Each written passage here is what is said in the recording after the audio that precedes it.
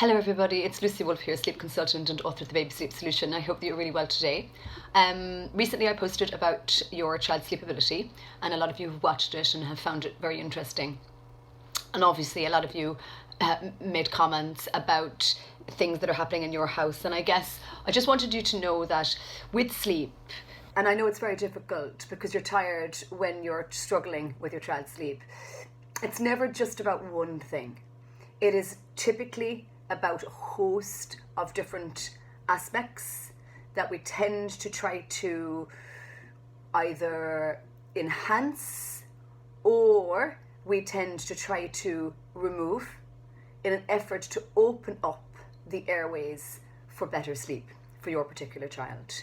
So for parents who will report that they follow the timing structure, follow the bedtime process, follow the timing, and that maybe your baby still wakes in the overnight period, I guess the most constructive thing I can do is try to explain to you that sleep exists in segments, or at least that's how I decipher it. So that if I get you to think that your child's sleep is in segments, and the first segment is bedtime, and then we have another segment which I would label as being overnight, and then I would label another one as being early morning, and then I would label another one as being naps, and even maybe mid-nap.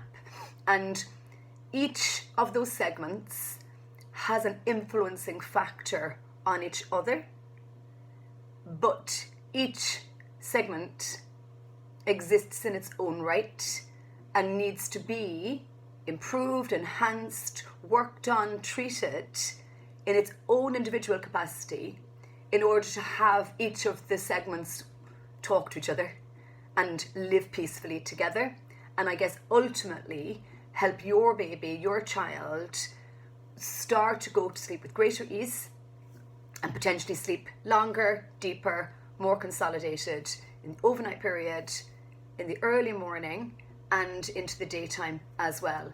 Each of those segments takes time to master, and generally when your child is over 6 months and you are continuing to make sleep improvement changes, then it's important to maybe work on each of those segments in a round, so that you treat and you change what you do at bedtime, you treat and you change the timing of bedtime, and you also probably need to treat and change what you do overnight. So often I hear parents report that they've made certain changes but their child still wakes.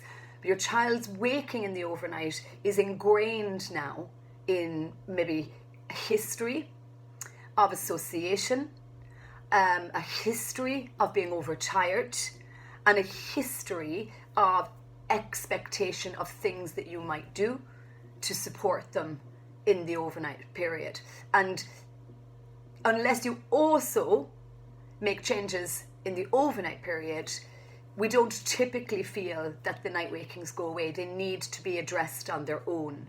So that's where the stay and support comes in, and that's when it's important to look at what do you do overnight, what does your child expect from you overnight, and what do you need to change in order to allow their brain and body start to develop a higher level of sleep ability in the overnight period, as well as that sleep ability at bedtime specifically.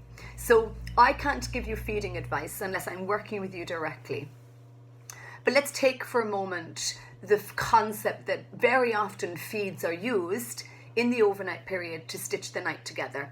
And at one point, those feeds were biologically necessary. And at some point, depending on your child's age and stage, those feeds will become biologically unnecessary.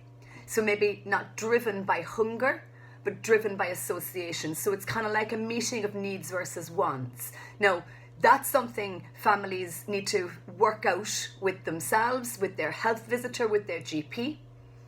And then once that's been established, and once we have established that feeds are maybe no longer needed, then generally we would need to go through a night weaning exercise. So it's unusual for your child to just stop waking unless you've worked on that overnight segment. So I think I saw a message yesterday that someone said that their baby wakes maybe 2 or 3, 4 times before the night feed, and then 2 and 3, 4, 5 times after the night feed. Now, obviously, I don't know if that feed is needed, but what I will say to you is behaviourally, it's not unusual for babies to wake almost like this. Is this the time? Is this the time? Is this the time? Then I get fed. And then they wake again. Is this the time? Is this the time? This time? And then we get up and we start the day, we come into bed. And unfortunately, there is a cycle of expectation that either needs to be addressed, removed, or you need to look at ways of having a feed, if it's still needed, but also still improving the overnight dynamic. And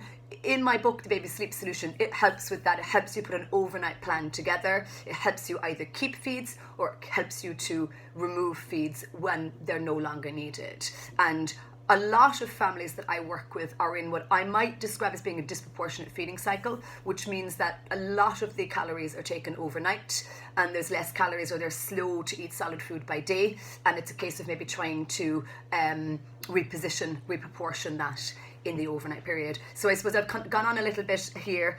I wanted to explain there are segments to sleep, and then what we often observe is that the first segment, bedtime, starts to improve with the new approach.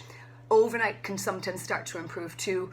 Early waking segment takes a good while to settle down, 2, 3, 4 weeks plus. Nap 1 may start to happen relatively easily, a little bit like bedtime. Nap 2 is a tricky customer, and the mid-nap segment is a bit like the early rising. It takes time as well. So I suppose I just wanted to get you visually thinking about, it's never just about one thing. So when I post something, I think it's important that we take it for what it is, absolutely, but then it's understanding that that's part of a unit, and we have to work on all of the little segments within the unit, all the pieces of the puzzle, in order to start to move you forward into that more growthful sleep space.